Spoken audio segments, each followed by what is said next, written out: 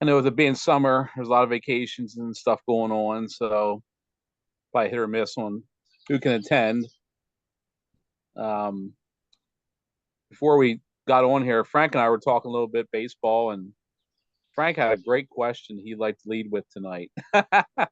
Setting you up there, Frank. I thought that was a good one. On the Well, spot. this is going back a couple of weeks ago when Willie Mays passed away. There was a thing online. I think it was a website from ESPN asking the question. So with Willie gone now, who's the greatest living baseball player? And they threw out 5 names, and it was Sandy Koufax, Pete Rose, Nolan Ryan, Ricky Henderson, and Barry Bonds. And as I was saying to Scott, when if you take a few minutes and think about things, there's so many players out there that you don't think about, but they were great in their day, like Greg Maddux, Randy Johnson, Ken Griffey Jr., Reggie Jackson. Um, you know, so that was the question. Who's the greatest living ball player now? Because they used to pass it on. Like it was Ted Williams. And as each one passed, another one assumed the mantle. So, who do you think is the greatest living ball player? That is a tough one. Yeah. I honestly, you brought up Greg Maddux. I mean, I would kind of lean into that one right there. I'm surprised he didn't make that list, to be honest with you. You look at his record. I was just reading some statistics about him the other day. Everything pops up on social media feeds, but they talked about, his, what was it, 77 pitch complete game, 2 hours and 3 minutes. I mean, stuff like that is just, it's unheard of now to be able to do stuff like that. But I don't know. That is a good question now. Because yeah, it kind of was just almost just widely accepted that Willie Mays was the greatest living ball player. I know. Nobody ever really questioned it. I think one of the things is, you almost have to separate between everyday player and pitcher, because with an everyday player like a Ken Griffey Jr. or a Yastrzemski or guys like that, 9 times out of 10, when you went out to see that team, they were playing.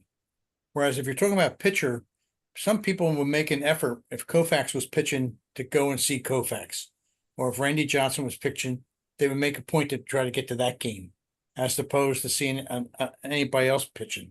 Yeah. So here comes.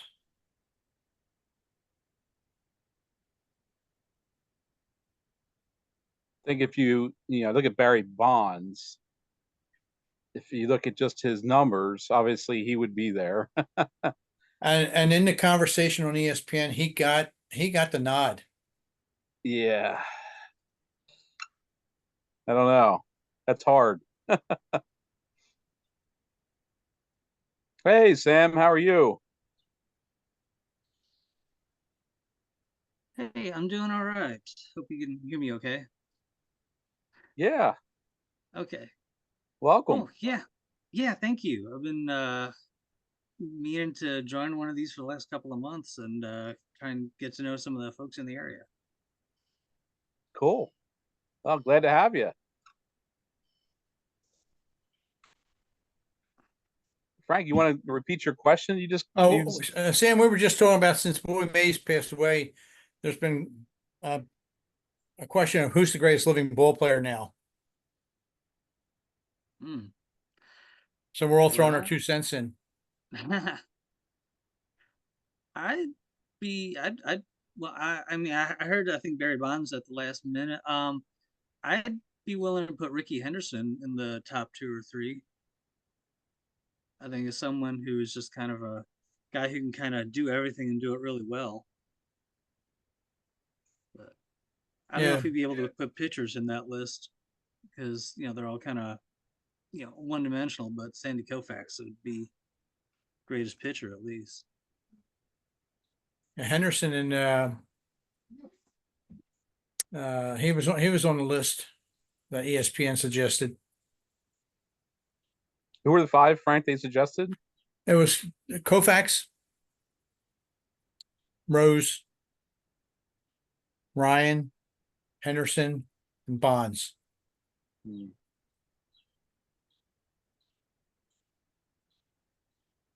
I'm kind of surprised they didn't include Alex Rodriguez in there, but maybe because he was confirmed as a steroid user. I don't know. Self-admitted. But you can't deny his stats, that's for sure.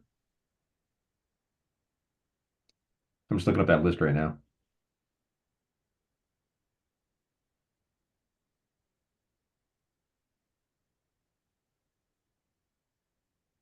Yeah.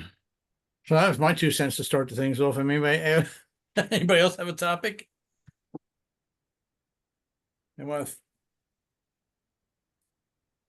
You have one, Scott. Yeah, did everybody get a chance to watch any of the Rick Wood Classic a few weeks ago? And they had an interview with Reggie Jackson. I don't know if anybody caught that. Yes. Real powerful stuff. I didn't see it live. I actually saw a recording where they bleeped everything out, but some really powerful things. I mean, Yeah. that really hit home for me. I don't know if everybody saw that interview. Yeah, I thought everybody in the control booth was probably cringing, but it was really good. I mean, he said it just the way it was. He pulled no punches and told it like it was.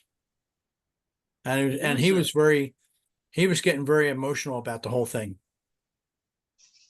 There was a Reggie Jackson documentary. I think it was on Netflix, but it was really good. He went into a lot of those similar things too, and it was kind of wild because when growing up, I always heard of him as being selfish and a hot dog, and I never really paid attention to him as much more beyond that. But the last couple of years, he's really picked up the torch as far as keeping up people aware of the civil rights of baseball. So I thought that has been a pretty neat evolution of his life. Well, I was doing some research on that one because I watched that game. And I thought it was interesting because they had Surrogate Day, which is Ladies' Day at one point when they dealt with I thought it was kind of interesting that they wanted women to have rights and they made it Surrogate Day. And the women had yellow bows around, and they it was kind of neat because they had to vote to see if they could do this, and they just wanted everyone to believe that women had rights, and if it was for baseball. So I thought that was kind of interesting.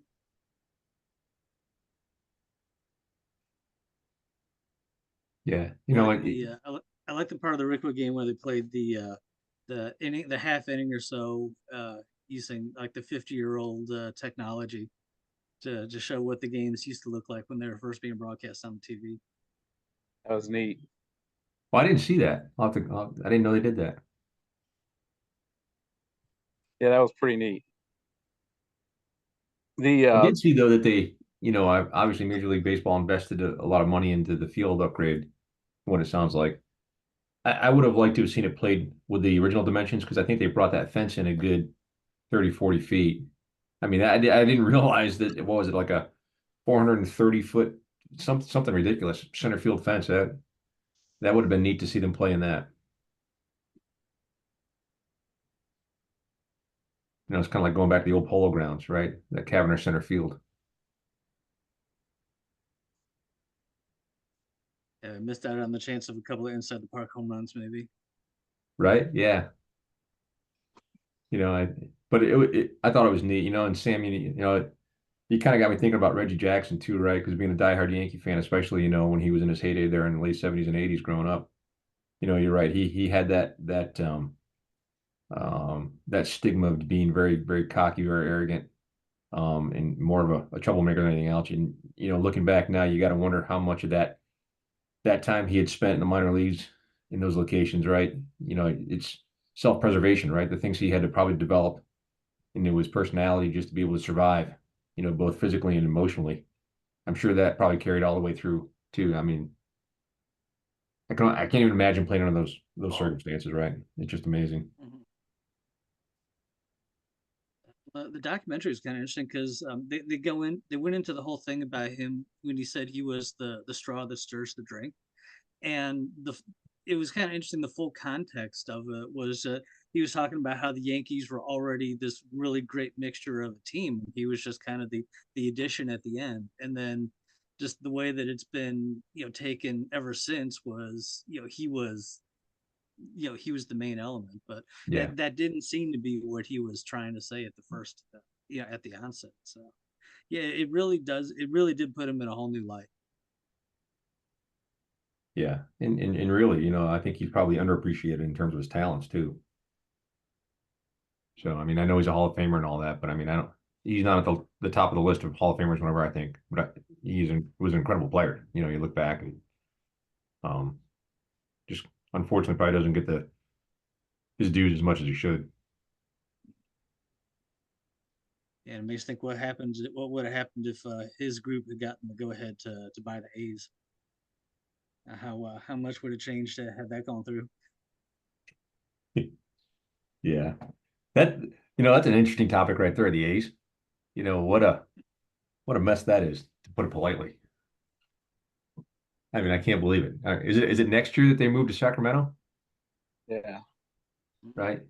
They play It's out the year in Oakland, 110 degrees every day in Sacramento, and and then When does that take effect? that's next year. I think Next year, right?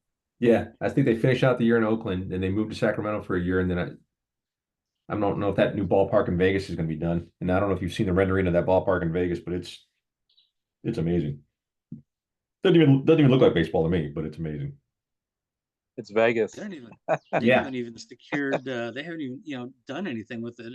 It's all kind of just theoretical at this point still. So I have. Is no it going to idea be baseball only or multi-purpose? Baseball I only, would think baseball only because the football stadium, they got the football stadium. Yeah. So in the rendering had a screen, a video screen that was almost like the whole outfield. It was I can't even explain it. The rendering was just amazing.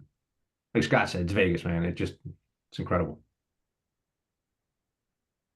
But I did hear today their play-by-play guy. I don't know who it is, but he's been there a long time. He said he's not coming back next year. Really? Yeah, I think he's like 30 years he's been doing it.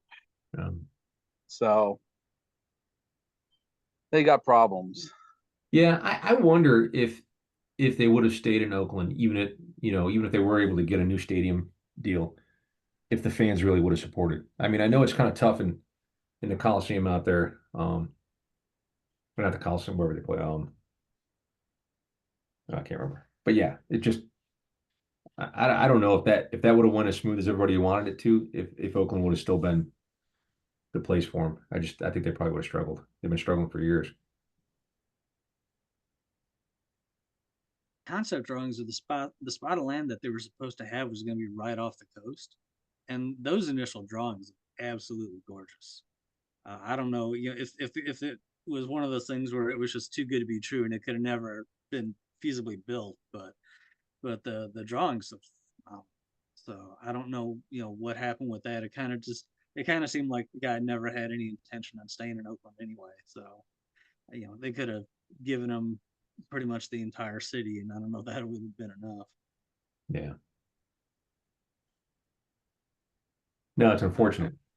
Yeah, I'm a Chicago native. No, I'm a Cubs fan. I've been watching what's going on with the White Sox, and it seems like it's the exact same situation. I mean, they're wanting to build some stadium like right off the lake, and they want the city to fork over a few billion for it, and it's like all this huge list of demands, and meanwhile, it seems like what the owner really wants to do is just move the whole thing to Nashville. Yeah. That seems to be a play that has been repeated in many a sport, right? Ask for everything and then start complaining when they don't give it to you, or ask for an unreasonable amount of federal or state and local funding, and they don't do that either. So, yeah, they know where they want to go. The owners do. I have to believe that. I watched it in Oklahoma City when I lived there when they brought the Hornets in temporarily, and man, the guy didn't want to move back to New Orleans because it was just a good deal in Oklahoma City. He was trying to do everything he could to relocate, but he couldn't break his lease. He could do all that stuff, and then, eventually they were able to bring in Seattle, but because the guy knew where he wanted to go, the new owner that bought him knew exactly where he wanted to go, what he wanted to do with the team. So, yeah, probably very similar in Oakland. For as long as the A's have been in Oakland, I mean, other teams have had two or more stadiums in the same amount of time. I'm amazed at how fast they outgrow these things. Yeah, what's I the don't know. shuffle like 25 years for a Yeah. stadium? I mean, the average. Yeah, Atlanta's been through a couple, and their stadiums always seemed like I thought they were decent stadiums. They were great. Yeah, Yeah, that Fulton County was fine, and then they built the new Turner Field, and that was, although I don't think that was ever really intended for baseball, but because I think that was for the Olympics, yeah, it was converted from the but it was Olympics. great. Yeah, yeah. Same thing in Texas when they built the new stadium down there, the ballpark in Arlington. That wasn't more than what, 25 years, 25 years before they built the new one now. Yeah, I don't know who they're outgrowing, to be honest with you. I don't know if it's, I think the fans are fine with it. I think, everything they're bringing in now is, we kind of talked about this last time. I mean, it's getting to the point of bringing so much stuff that, it's making ticket prices just through the roof and unbearable for families. But the stadiums look nice. How's the new idea of a new stadium in Chicago going, Sam? Especially with the way they're playing this year. I think that's part of the trying to get to Nashville is just to tank the team and until there's no interest. But they're trying to put the new stadium for the Bears and the new stadium for the White Sox right on the lakefront, but they want the city to pick up the tab for all of it. And I think the city is still on the hook for the renovations that they did for the Bear Stadium, Soldiers Field. So I mean, there's still a couple of $100 million or if not billions of dollars that they're still owing for the last stadium, and now they want a brand new one. And I think the governor and the mayor kind of laughed at that. I don't know what the Bears are kind of stuck, and the city, the family that owns the Bears is phenomenally rich, but so they can build whatever they want and pay for it. But I can't imagine the Bears moving out of Chicago. White Sox, completely different story. Like I said, they can't compete with the Cubs as far as the audience goes, and so I think the Reinsdorf, the owner, is just looking to, he's been threatening to move for as long as I've been following baseball. Yeah, because they almost moved to St. Petersburg. I think they've almost moved to one or two other places, and so I think he wants to get out of Chicago. That's probably part of his play to do it. Well, if the Bears get a new stadium, what are they going to do with Soldiers Field? Is there any talk of tearing it down? I don't think they can because part of it's a national monument. Yeah, at least it's the a columns landmark. are.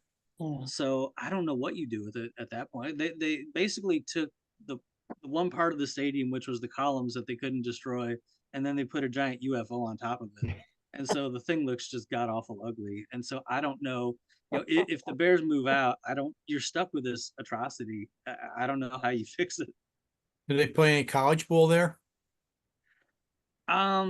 They probably. I don't know that they do. I don't know that they use it for that. When the Bears are out of town, but I mean, there's enough teams in the area that they probably could, or at least have some of the folks in the Big Ten come in as like part of special events or something. But yeah, you're kind of stuck. I mean, I don't think they can bring in like a XFL or one of those other leagues into it. It wouldn't be any good there. So yeah, you're kind of stuck.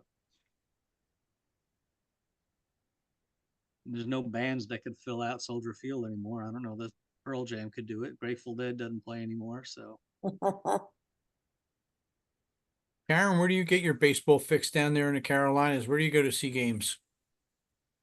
Television. I watch them on TV, and every time I sometimes will go to a game, look for a game, I get golf or tennis. what they have on the TV is not what they're saying it is. So I watched the Rich Wickfield one. I thought that was really cool. I like that. And that's why I've been doing some studying with Surrogate Day and Ladies' Day. And Well- I was interested in also, they found that the umpires and people who've been, like the coaches and everything, are having problems getting beat up by the parents who go to the games. Mhm. And they're trying to figure out why. Well, I think when baseball started letting women into the games, I think they realized they were tapping a gold mine, because that was really beneficial to baseball when they started letting the women into the games. Well, yeah, I think so. But I also think it depends, they had a problem too with what to do with a lot of the women, because they're not all, they couldn't let the, they had to wait until they were all, like the votes, the voting, they had to wait for them to go, and that's what the biggest problem. They were they were draped in yellow ribbons, and then they would ask the men to vote too. And men have a little problem with that. So, but it's working out, I think.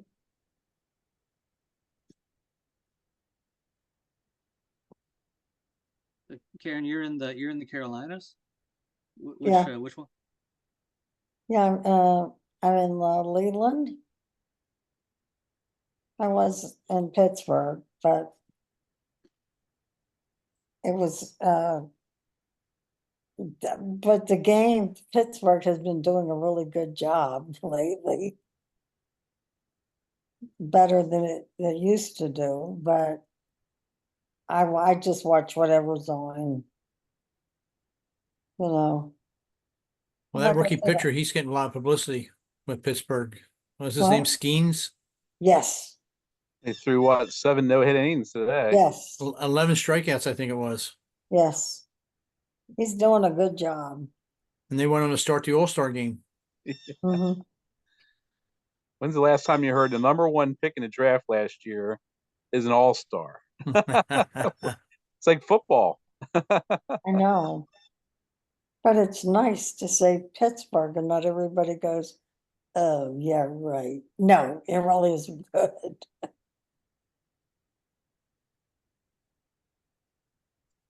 Yeah, they got a nice little team. I like him. I like Hayes.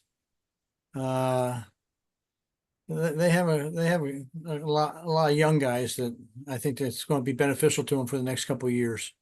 Yes, I do too. Good pitching, good young pitching. Yeah. And it's a beautiful stadium.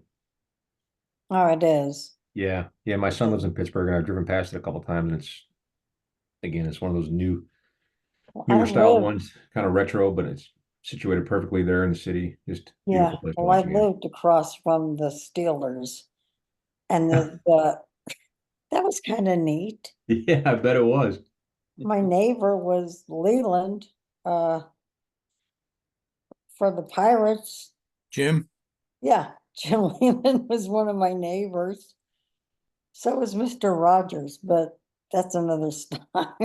But it just, when you realize that when you go to Pittsburgh, you see all of them, whether they're at the grocery store or at the bank or wherever, and they're all really nice. Yeah, I used to hear stories about Fred Rogers walking around the neighborhood. The college kids out there would see him, in Oakland, Mhm. at the University of Pittsburgh or Mellon, and he's just a regular guy walking the streets. I know, that's the thing. He actually did his own lawn. It was just really funny because all these people don't realize they're really real people. And but you never see them gush, you never hear them go, oh my God. My one neighbor was Franco Harris, and he was so sweet. So I'm trying to wrap my head around this, Karen. Now you got Jim Leland, Franco Harris as neighbors. Uh-huh. Are we in like a apartment building, a condo? I mean, where are we No. living? North Side. In a house? It was different houses. So were they didn't own them, were they renting? And they would rent some of the houses, and they would own some How of cool is that? And but it was weird because when you walked down the street, you never knew who you'd see. I'd go to my dentist was the dentist to the Steelers, and that was fun.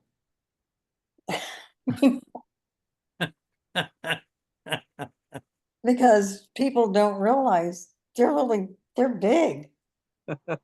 Those guys are huge.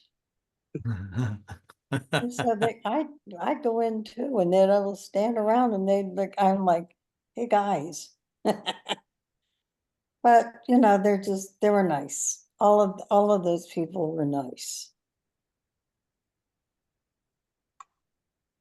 That's cool. So, yeah, you That's just neat. have all different. I lived all over Pittsburgh too, and I taught at the University of Pittsburgh. So What did you teach? English. All right, guys, we got no ain'ts, no I'm in proper trouble. grammar. Trust me, I taught online at Robert Morris in Pittsburgh, and I was so scared because they would talk more than they would if you were in class. They were a little less violent than if you were online. So, and they say, "Oh my gosh, you like baseball? Oh my gosh, they said you're so talented." And so I said, "I have MS and I'm 5'4". I'm not, don't do this to me. But So Sam, do you do any research or writing or anything? Yeah, I've actually got a website, RIP Baseball, that I write. So I do a lot of searching of ball player graves, and so I Oh, write, okay, go yeah. out and Okay, yes.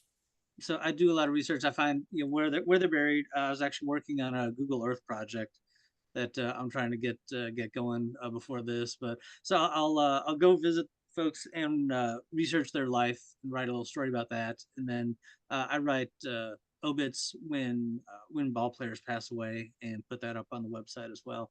I've seen the site. Okay. So Scott's going out to the convention. I told him to look for Stu Thornley. Stu goes around, documents a lot of the graves. Yeah. I've been to Minnesota and used a lot of his information there. He's based up there, so yeah. I've visited a lot in the Pennsylvania area. I've wandered. My kids, they'll call me on the cell phone and they'll say, "Where you at?" I'm in the cemetery. Yeah, of course you are. It's I'm busy walking up and down roads looking for people. But yeah. we were celebrating the Fourth of July last weekend and decided to go to Valley Forge, and I was looking at baseball reference, like, ooh, there's a guy buried in the Washington Monument church cemetery. So we went and saw the cabins and did all the touristy stuff. It was like, all right, now indulge me and let me try and track down this guy who played one game for Syracuse in 1890, but was able to find it, fortunately. And he's buried down there in Valley Forge. Yeah. Did you have any problems with Negro League players on your Oh man, that is so terribly documented. It's really hard to find them. I've had luck a few times I've gone, but like I was there's a lot of unmarked graves, especially in the Negro League cemeteries, and a lot of the very old black cemeteries, especially in the South. They are in really bad disrepair, so it's hard to find anything in a lot of those places. So I've had decent luck. Depending on the state of the cemetery, sometimes you can find things, but that's a real challenge. And the AAGPBL is really tough too, because there's no information about that anywhere. Like at least Baseball Reference has, it's got the Negro Leagues incorporated, so you can at least find the cemetery. You might not be able to find them, but you can figure out the Yeah. cemetery. The All American Girl stuff is a nightmare because nobody's cataloged any of that. So I'm kind of having to try and find stuff, and in a lot of cases you've got married names and maiden names, and that complicates things. So that's really tough to find, but I'm trying. Yeah, that Baseball Reference, if you go into there and just type in Major League Baseball players buried in Pennsylvania, it'll print out every one of them out, and it updates it 900 constantly. something. Yeah, that was not my, when I was moving up to Pennsylvania, that was not one of the reasons, but it was kind of a nicely worked that way. That I'm kind of smack in the middle of Pittsburgh and Philadelphia, so those are the two main areas. So yeah, I'll have lots of side trips planned over the next few years to try and hit some of these places. There is a guy, and I can't think of his name, former major leaguer. I can't think of his name. He's buried in the same cemetery as Connie Mack is buried, down there in Cheltenham, PA, outside Philly. But I believe, if I remember rightly, he's in the Basketball Hall of Fame, and he was also the referee of the Ali Foreman Throw in Manila fight. Ah, He had a really interesting career after he got out of baseball, oh, and before he got into baseball. But I can't think of his name. I'm looking to see if I can find him. Oh, Sam, I think you have your next trip. What's that? I have looked at that one because there's a lot of Oh. guys from the National Association right over there, and I'm interested in that because that's, I a lot of places don't consider it a major league, but I really appreciate those guys being kind of the pioneers of professional ball. So I definitely try and find them whenever I can. So that was one of the ones that was high on the list. That cemetery that he's talking What, about. Cheltenham? Yeah. Billy Maharg's buried down there, and he was one of the gamblers from the Black Sox scandal. He's buried not too far from Connie Mack. There's a lot of ball players down there because Philadelphia was a hotbed of baseball back then. But yeah, Whenever there was a early National League or National Association city, there's a lot to work with there. So yeah, I didn't. I'm kind of in the hotbed of a lot of that now, which is kind of nice. I was living in Georgia, which was pretty good, but I hit a lot of those cemeteries already, so I was starting to run out of ones that were in the area and having to drive a little bit further every time I wanted to go somewhere. So now I'm all new territory. my wife tolerates me because we'll be traveling somewhere, and I'll look and I'll say, well, let's see. We're not going to be too far from this cemetery, I won't drag her till sometimes she'll go her way and I'll go my way. But one time we were coming back from my son's house up in Connecticut, and I said to her, "Hun, I want to take a side trip." She said, "Okay." She knew what was up, and we wound up in Ossining, New York, and there's a ball player buried there. I can't think of the name of the cemetery, but anyway, his name was Chester Hoff, Hoff. And he was known as Red Hoff. He lived to be 107 years old.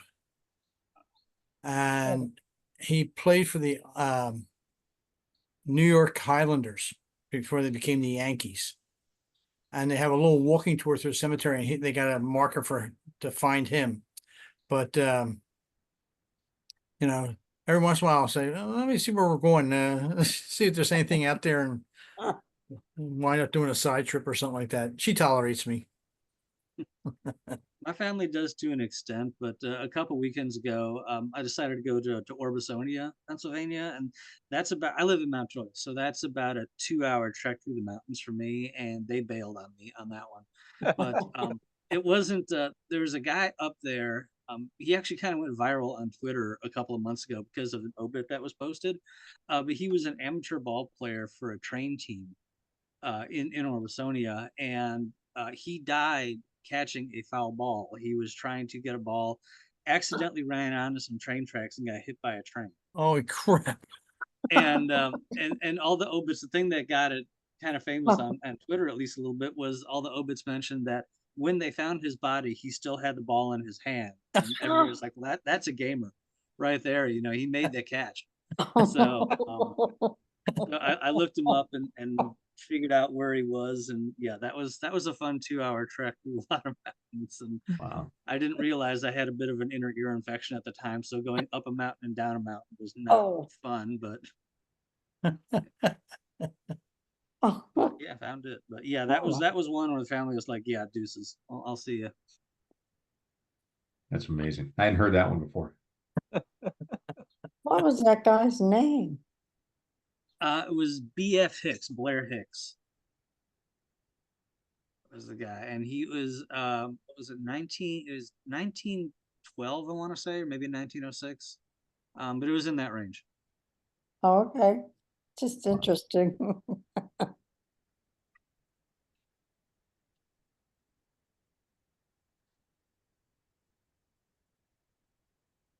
Is anybody else going to the conference coming up? Scott, you heading out there? Yeah, yep. I talked my wife into coming along. She's going to work in the hotel room during the conference. Have you been And to then Minneapolis before? I have not. Beautiful city. Is it? In the summer, it's really gorgeous. It's a bit Yeah. cold in the winter, but no, it's a beautiful city. You're going to enjoy it. Cool. Yeah, looking forward to it. I'm You a doing big all the Rod events? Carew fan. I love Rod Carew growing up. So looking forward to that. He's going to be there on a panel, right? Yeah. Yep. Are you doing all the events as well? You going to the tours? Yeah.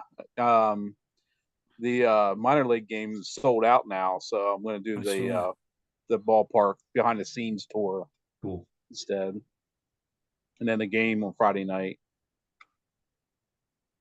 Is this the first one you've been to? Yeah, I haven't been to one before. This will be my first. Yeah, from what I was reading, it sounds pretty interesting. They got quite a lineup on tap there. There's some great research projects. I was at the one in Baltimore a couple years ago, and that was a lot of fun. So I was hemming and hawing about going to this one. Then I realized, I've been traveling for work for 15 years, and I've got all these Southwest miles that I might as well use. So that helped pay for the airfare to Minnesota at least. I was watching too. Yeah, I'm able to make it. Awesome. I was watching Southwest airfares, trying to get the price to come down a little bit, but so yeah, I'll see you out there then, Sam. That's cool. Now, what is that? Is it 2 days or 3 days? I forgot what the agenda was. It's 3 days: Thursday, Friday, Saturday. Okay.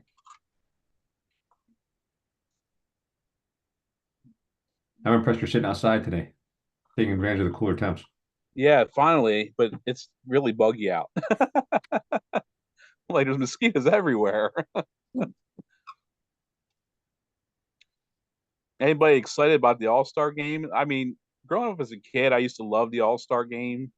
Look forward to it. Nowadays, there's no excitement. I don't know how they can get that thing going again, but it's just not what it used to be.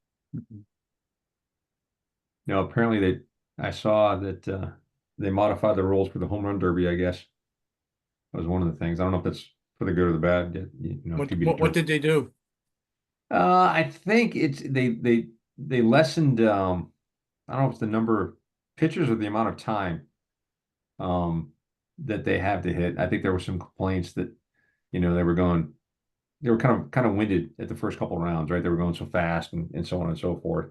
They put a Um limit on how many pitches Maybe that's what total. yeah. Okay, is that It's not yeah, so much a time based, it's more of you get 30 pitches or whatever yeah, it is. right, as opposed to how much you can do in 2 minutes or whatever it was, or yeah.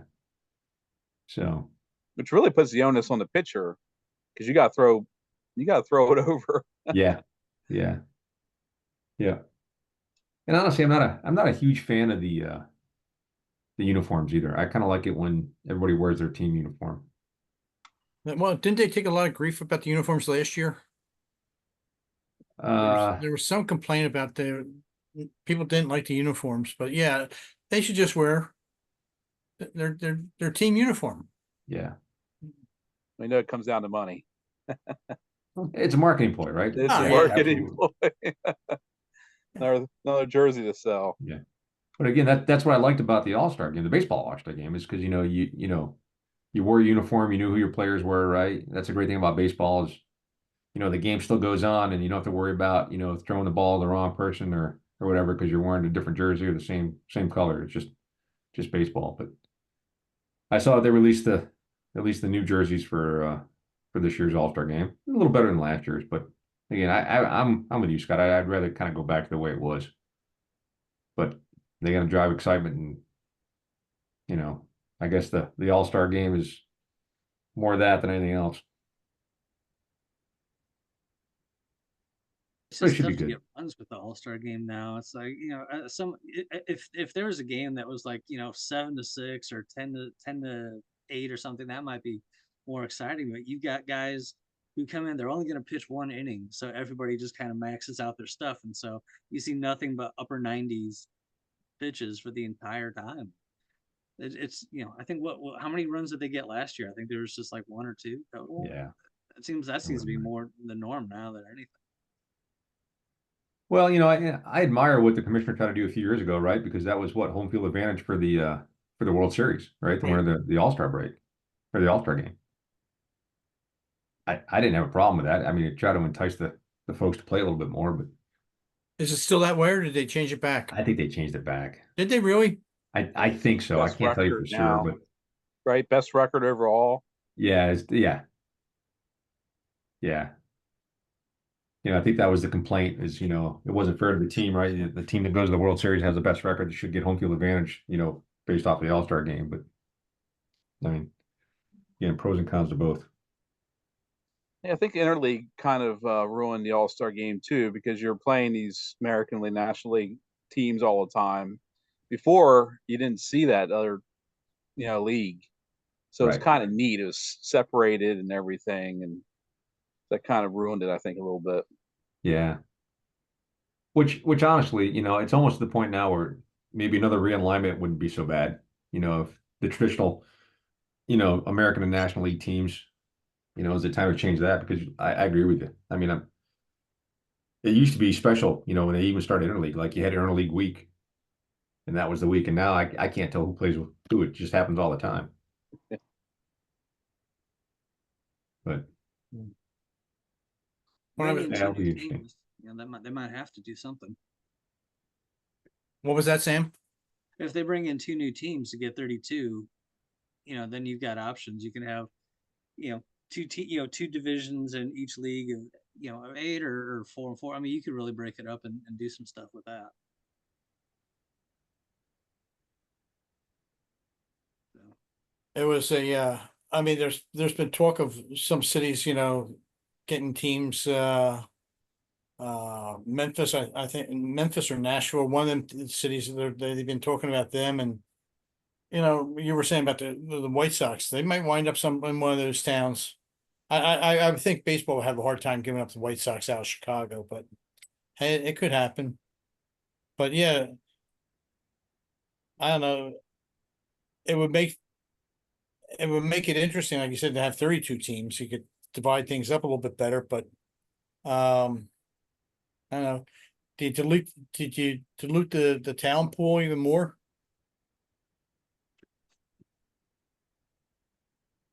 I mean, Yeah, right that's now, the I think argument every Ricky time you Henderson. go with an expansion. You know, that is a good question.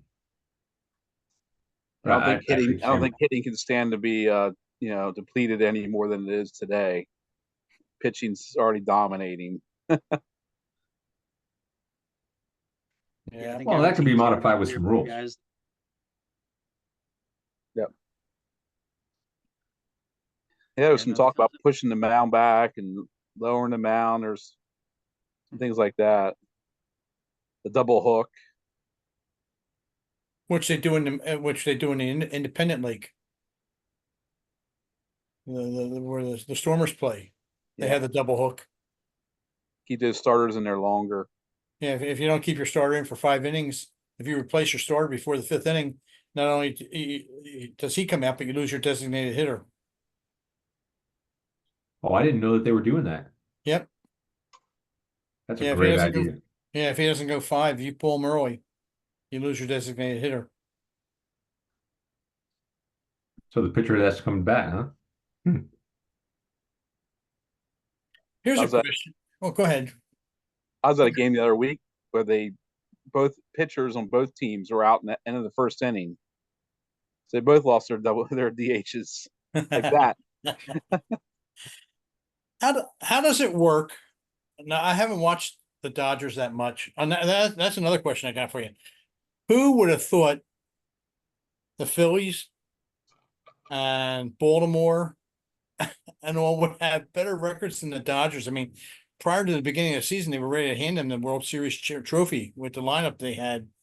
And, they're not, I mean, they're good, but I mean, their record isn't as good as some other teams. But anyway, where I was going with this question, replacing pitch. If Ohtani's pitching, can he be in there as the DH? And if he gets yanked, can he stay in the game as the DH? Yeah, I think that's the Ohtani rule. They made that rule just for him, I believe. So he can stay in the game? Yeah. Okay. So he can fill two positions. Well, yeah, that makes sense because I mean, you're only batting 9, so I mean, right? Because essentially with the DH, you're throwing 10 players out there total. So that makes sense. But I wonder how many folks do that in the future. If there's, will be another Ohtani like that in the future? I have no idea.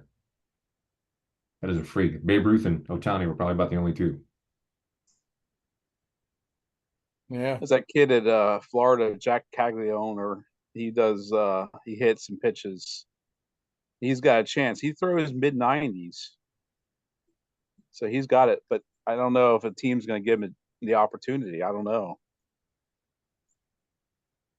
What's he hit though? That's the question.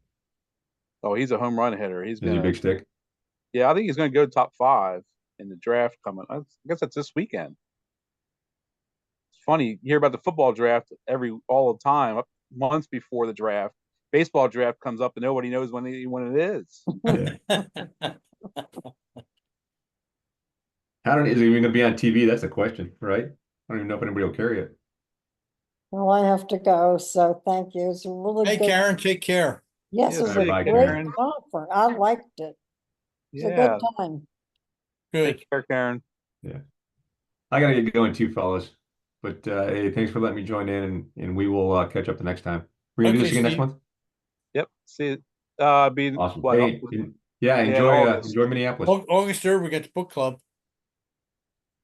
Oh, that's right. I haven't gotten the book yet though, so I'll have to quick do some reading. So It's an easy read. I like those. Those are my favorite kind. Yeah. It's a thick book, but it's easy. Yeah. All right. We'll see you guys All right, later. see you Take care. Take care, Steve. All right. Bye-bye. Bye. Yeah, we have I don't know if you're aware of the book club, Steve, Sam, but we've done a couple of book club meetings in the past. We read the book Cheating Solves Everything, about the Astros cheating scandal a few years back in the World Series. Okay.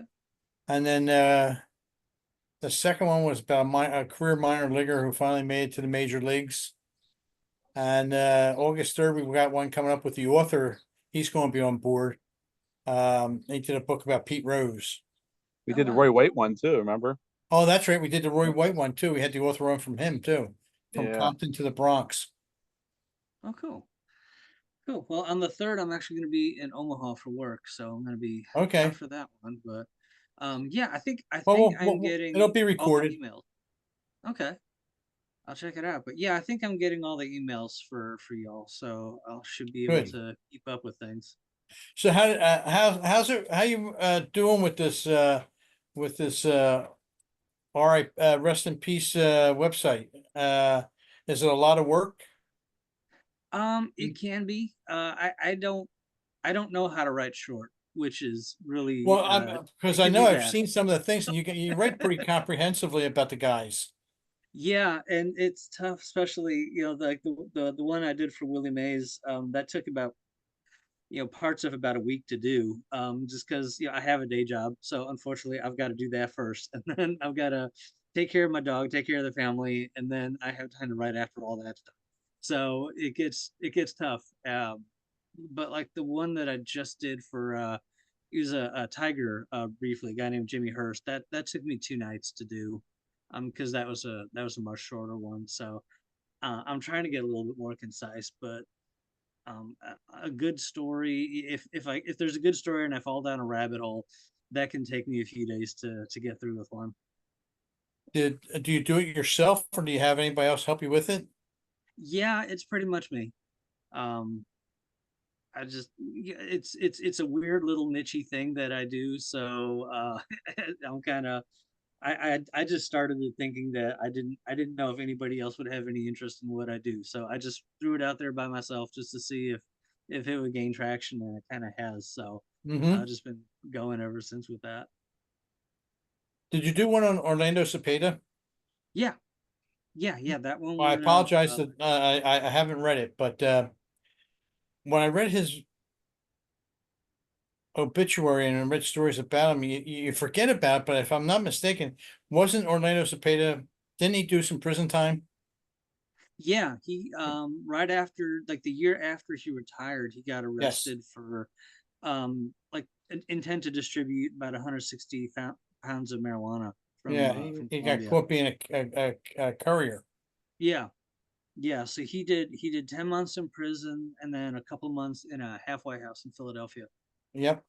and then turned things around. So Like I totally forgot about that. I mean, after I read it, I remembered it, but those kind of things just mhm. kind of slip by. People don't talk about that. Yeah, well, he that was a while ago, and he eventually kind of rehabilitated his image. But it was interesting that he was a hero in Puerto Rico, Oh and yeah, then the arrest happened and the imprisonment happened, and he was kind of abandoned by the entire country, and spent the rest of his life basically just getting back into good graces all over again. So by the time he died, he was back to being a beloved hero, but it took a while to get that back. But those are tough to do when it's Hall of Famers, because everybody comes out of the woodwork to write about them, and I try to find things that nobody else writes about. And and so where do you try to find those things at? Through newspaper articles, or where do you do your digging? I go back into newspaper archives. So I go back there and um, look for a couple of there's a couple there's that, and that ancestry, if I can find some information on those on people that way, that's where I'll go to. So it's like I said, when someone like a Hall of Famer dies, like 3 or 4 years ago, we had that stretch where there was about 6 or 8 Hall of Famers who all died within a few months of each other, and everybody comes out of the woodwork to write about them. So it's really hard to find something that is new there. I feel better when there's a guy like Jimmy Hurst that doesn't really have a obit, and nobody else wrote about him except me. So anything that I come up with at that point is brand new. So that's a little bit easier. How do you come up with who you're gonna write about? I whenever I make a rule that whenever there is I can't write about somebody unless I've visited the gravesite. So so that's for the older players. For the obits, just when people die, I just there's a queue, so I Okay. just write them in order there. But for the grave stories, if I've been to their website, or if I've been to the grave site, I'll write about it for the website. And Okay. so I've been to about 600 some odd graves total, and I think I've written about 100 stories. So there's a large backlog to go through. Wow. Wow. But like the last grave story I wrote was for a guy who's buried in New Orleans, and so that was on a trip that I went to in I think 2018. Um, so yeah, there's a lot to work on. Yeah, it's neat. There's, visiting, going around and visiting these graves. I'll go in, I'll say, oh, well, all right, here's this person's buried here, and then I'll look them up and try to find something about them. And a lot of times you find out something like there's an Arlington cemetery down around Upper Darby outside Philadelphia. It's not called Upper Darby. It's I forget the area what it's called, but anyway, um, Maury Roth is buried down there, and I saw that I saw the name, didn't put anything to it, but it turned out that Maury Roth was the ball player, the leadoff player for Cincinnati in the 1919 World Series. And if he got hit by a pitch, then they knew the fix was on. So it was like, here's a guy, you're standing at his grave, and he actually, had a tidbit of baseball history, but you don't know anything about the guy, And it's kind of nice to learn these things about these guys. Yeah, well, It's the just, last the last guy I did in New Orleans was Joe Martina, and I didn't know anything about him, but then looked him up. He won estimated 349 games in the minor leagues. So, and he is the second winningest pitcher in minor league baseball history. And didn't know the guy. The guy pitched until he was 41 or so. He played for the 1924 Washington Senators, and that's his only major league experience. After that, he was a career minor leaguer, and most of his wins came after when he was 35 and 35 and beyond. So that was just a guy that I'd never heard of, and he's got this really neat history and just this kind of niche in minor league baseball history. That was a lot of fun to find out. So yeah, I always try to find at least something that's pretty interesting if I can, and if not, then I try and tell the career as best I can. But it gets difficult sometimes when you go back into the turn of the century or the 1800s. But it's a fun challenge. the guys from back in that time period, I don't know what you found, but it seems like a lot of them are buried in unmarked graves. And I guess there wasn't a lot of money back then to maybe uh, mark their graves. Uh, Whatever the case may be, when you go to the cemetery, they'll tell you where the lot is, and you go there and it's just grass. And you know you're in the right area because sometimes on some of the stones they'll have the lot numbers as you go across, and all of a sudden it jumps, and it's there, but there's no marker there. But a lot of those guys, they're tough to find. They're lost to obscurity. I mean, they're Oh yeah. you know Yeah, well, I'm the chair for the SABR committee, the 19th Century Grave Marker Project, and so one of the things we've been trying to do is find guys who are unmarked in unmarked graves, and then we get help from Major League Baseball, and so we will have stones built for them. Like last year's project that we did was for Bobby Matthews. Uh, he's won 297 games in the professional baseball, if you're including American Association and National Association. But he died like 1898 or 1896, something like that. And he had a stone in Baltimore, but obviously that was a 120 some odd year old stone. It was almost completely worn away. You could barely make out a name. So we funded and got a actual nice marker put where he is. The year before we did Ned Williamson, who held the major league record for home runs in a season before Ruth came along. And then the committee before I got on board, they did a couple of guys from the 1869 Red Stockings. They did Pud Galvin, a couple of pioneers. They did James White Davis and Hicks Hayhurst. So yeah, that's a nice committee. I'm glad to be a part of that. We're working on one now in Maspeth, New York. It's actually for a guy named Frank Oakley. He was a clown, like an actual literal clown, but he was the most famous clown of his era, and he had a skit where he would do a one-man pantomime of a baseball game.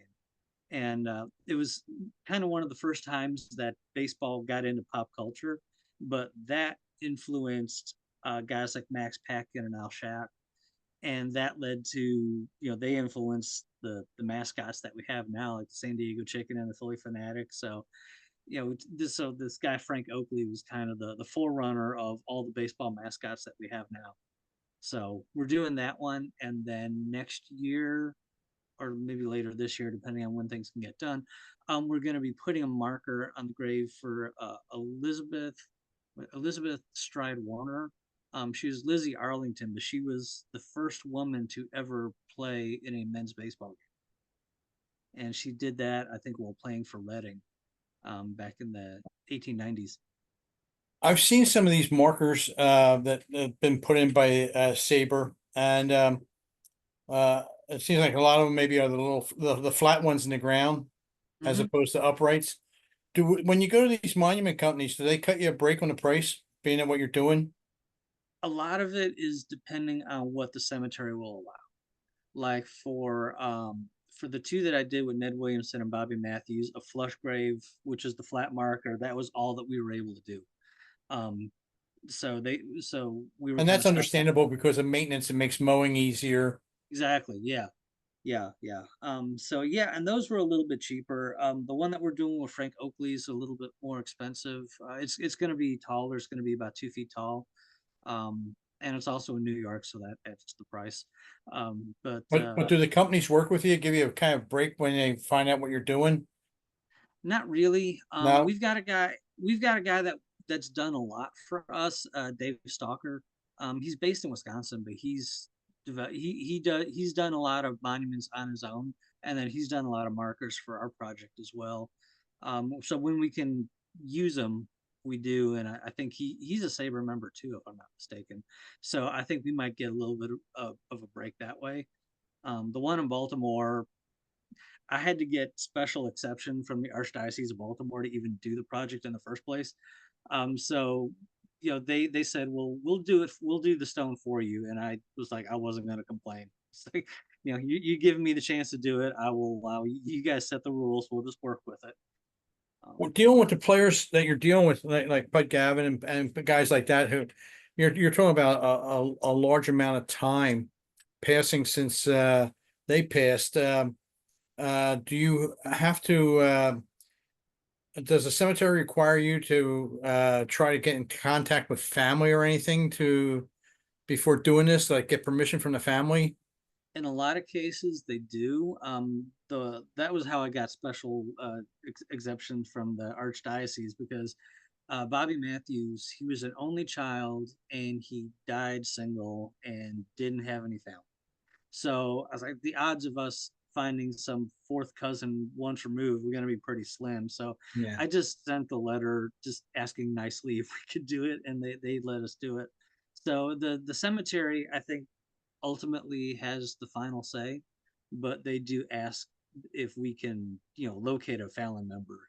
If we can, we will. But there's been a couple instances where they've had family members come in, and the one for Frank Oakley, we actually found a great nephew who lives out in California, so he's like super thrilled about it. So, Sure. But ultimately, it's the cemetery that's got the final say. Max Patkin, he's buried down there in the Philly suburbs. Oh, really? Mm-hmm. Oh, cool. Oh, I'll have Yeah. to. And also down there in that, I think it's the same cemetery, Arlington. There was only two ball players from the major leagues that were killed in World War II, and one of them's buried down there. Okay. The other one's buried in Illinois, but again, I don't have my list in front of me. I don't remember names. I've been to so many of them. They kind of run together, but yeah. That's neat. That's neat. I've been using this. Go ahead. I've been using this this setup that I don't know if you're familiar with Fred Worth. With what? He's a Fred Worth. He's a Is he the college professor? Yes. Oh my Yeah, God, yeah. been to some. He's got like tell he's tell Scott how many he's been to. Oh, I think he says he's been to about 5,000 or 6,000 once you throw in the Oh minor yeah, guys too. It's crazy. But he's actually put a lot of his stuff on a website. yes. And so I've used that on occasion when I can't figure out a location. And I've been in touch with him, and he told me, he says, well, if you have anybody, he says, I'll send you the GPS coordinates if you can't find somebody. But does he teach at Northwestern? He's down in Arkansas or something. Oh, is that where it's at? He said some college. Yeah. The last I heard it was somewhere in Arkansas, I think. But yeah, he use his coordinates, and that gets you to within a couple of feet either way. It's pretty nice. Yeah. So that's a help.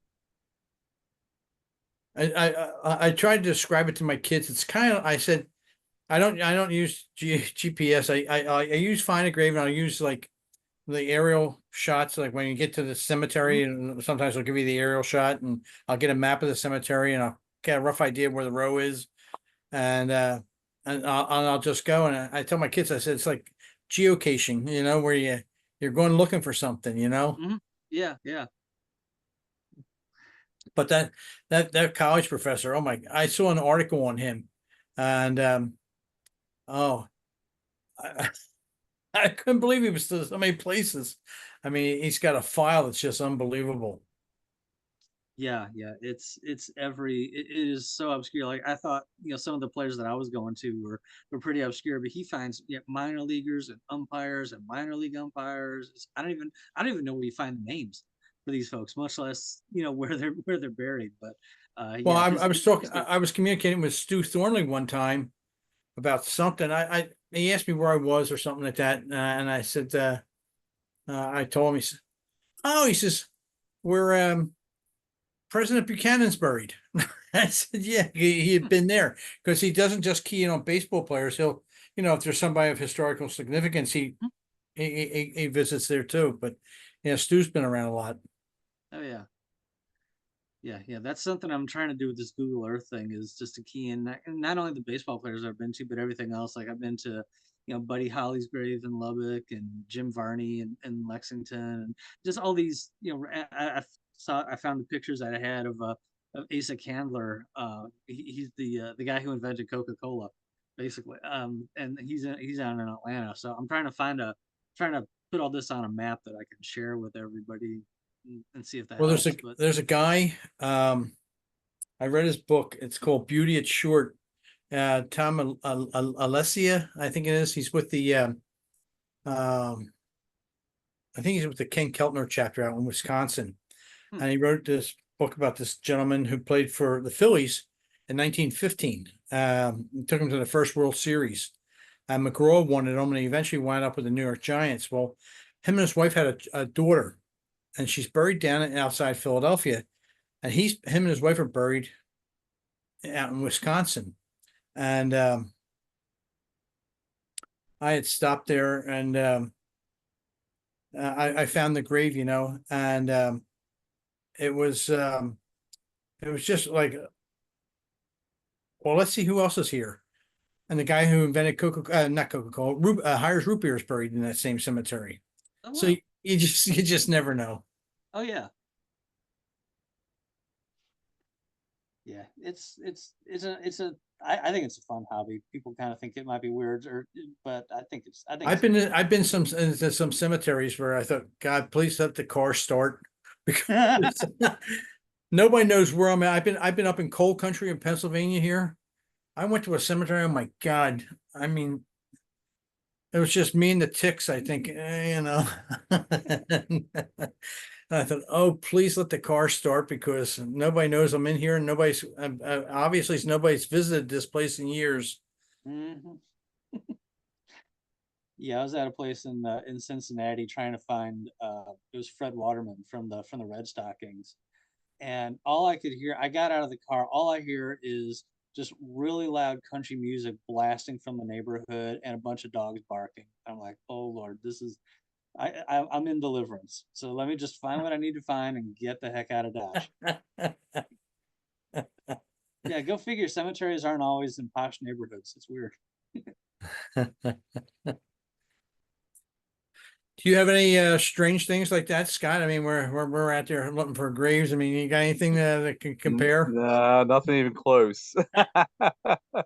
Scott goes to a lot of baseball games. We communicate a lot through email, and Scott's always out. Have you ever been up to the Iron Pigs, Scott? Oh yeah, I was Yeah, there about a month ago. yeah. That's Nice one place I've ballpark never. there. They have a nice ballpark. Do they? Yeah. Hmm. I Yeah, I love really. minor leagues. My wife and I are doing a trip coming up here. We're hitting 4 ballparks in 5 days, going up through Jersey to New Hampshire and back down through Scranton. So we like to do that every year. Go to different places. We did the Carolinas. That was really neat. They're really 2 hours apart, a lot of them, and it's just neat to see that. Yeah, yeah. Yeah, we I were at like what they a did up at Reading. yeah, we were over Reading's there. Yeah, we were Reading's there a couple nice. weeks ago. That was a lot of fun. Yeah. The I like how when they put that event space out there in the outfield, it kind of like closed in the ballpark. So like down at the Barnstormers, or I'm sorry, the Stormers, that center field area, they've tried to do something down there. Like I don't know if you remember a few years back, they had bumper boats out in the outfield, Hmm. but Yeah. they never really developed that area behind center field. And I just like the look of the Reading ballpark now with that totally enclosed feeling. Yeah, it's been an eyesore out there for many years because it was just run down and they didn't know what they wanted to do with it. And then the Phillies gave them a lot of money to put into that. I mean, they got batting cages in there. There's some nice stuff in there for the players. Oh, out in center field. Yeah, underneath there is down below the event space is like batting cages and things like that, which is nice. Good. Yeah, I guess a lot of money's coming into the minor leagues because they got to keep up the standards that Major League Baseball wants them to have. They set those standards a couple of years ago. I'm a little bit concerned because the private equity is buying up all these teams, I one know. group in particular, and that's kind of scary. That worries me. I work for private equity. I know how they are. When I was living in Atlanta, we'd go to the Gwinnett Stripers all the time. That's the AAA affiliate for the Braves, and Yeah. they were one of the ones that got snapped up by that Diamond company, Yeah. Diamond whatever they are. And last year was like the first year where they really took over, and you could tell that there were some differences in customer service. Just the lines were a lot longer, the food ran out a lot faster, and just it was harder to get in touch with people if you had issues with tickets and stuff. It just felt like slightly less than what it was before. Well, that's Yeah, even like go ahead. well, they're just going to use those venues for other things besides baseball. I mean, that's the big thing. They're going to have concerts. It's all about making money. I mean, that's what they do. So, Yeah, when the Atlantic League's now, and what do they call it? They have a name for it. The relationship with Major League Baseball. They're I forget what they call it. They're not affiliated, but they're tied into Major League Baseball anyway. Major League Baseball uses them as a trial uh, uh, uh, ballparks for these ideas that they have that they might want to implement in minor leagues or major leagues. But, and it kind of disappoints me because they're no longer truly independent.